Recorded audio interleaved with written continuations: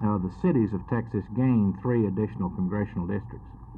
We pick up one of them by the fact that our state is growing so rapidly that we go from 23 to 24 in the number of congressmen we have. The East Texas area has lost population, and it will therefore lose a congressional district. The West Texas district, parts of Texas, have also lost population, and therefore they will lose a congressman. So the next congressional delegation will have 3 additional seats from the cities, 1 less from East Texas and 1 less from West Texas. And what will this do for Dallas County? We really aren't represented by 5 congressmen. It's true that 5 congressional districts are either totally or partially in Dallas County, but we don't have enough voters in Dallas County to influence the results of the elections of 3 of those 5. I personally favor the concept of redistricting from the centers of population out into the rural areas rather than from the rural areas into the cities as has been done in the past, and I think that that point of view will prevail in the next session. Then what would this do for Dallas County? It would mean that in Dallas County we would have almost 3 complete congressional districts where we could expect those 3 congressmen to vote for the interest of those of us in the cities as distinguished from those who live in the rural areas of Texas. In the past, that hasn't always been true. I think it will also mean we can have a more effective representation in Congress insofar as all of the problems that confront city dwellers are concerned: pollution, crime, education, all of these matters. I think we'd be better served with congressmen who are answerable to us.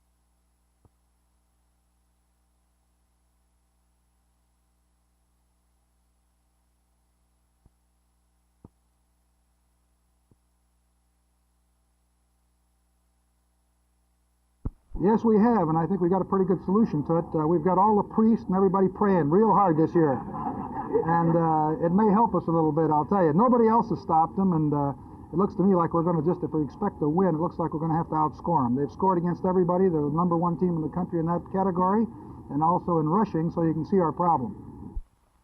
Today at Love Field, a number of fans were on hand to greet members of the Notre Dame football team and Coach Ara Parseghian as they arrived for the big Cotton Bowl Classic on January 1st.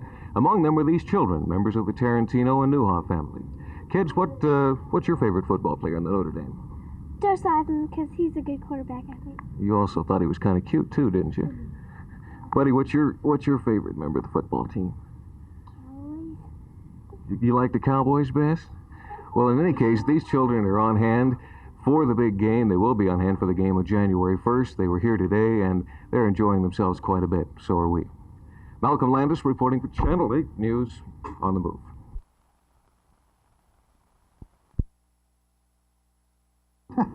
Absolutely none, believe me. I'll tell you that right now. I've said this 1,000 times, and I'll say it again for the public here. I won't deny that I have been approached. I have turned down the professional opportunities that I've had. I like college football, and I hope I can stay a long time, providing that the good fathers and the Notre Dame people want me.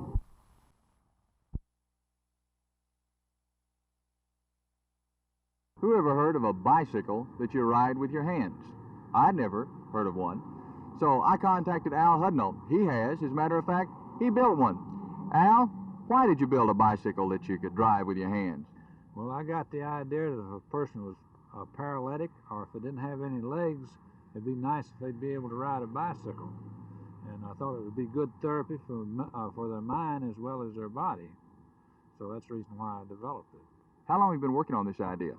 Well, actually, I've been working at it for about 3 years. Of course, when I was a kid, bicycles were fascinating to me, and I only had one. I was kind of poor, raised up on a small farm, so I thought I'd make up for it after I grew up. What's the basic principle upon which the bicycle is built? Well, the basic principle is the same as you might say a parallel circuit in an electricity. The total resistance is less than any one resistance. So if you're working a little effort on both wheels, you can accomplish more and easier than you can with just one. You say that this can be driven both with your hands and your feet. Yes, it can. You can do them both together, like if you're going uphill to make it easy to climb a hill, or you can do it separately. If you're going on a long ride, you do one while and rest your feet and do your arms and change back and forth. That way you never get tired. There's no reason for exhaustion. Mr. Hudnall tells me his next project is to build a bicycle built for 3 with a Surrey on top. I don't think it can be done. But then again, I didn't think you could build a bicycle you could pedal with your hands. Jerry Park, Channel 8 News on the Move in Hearst.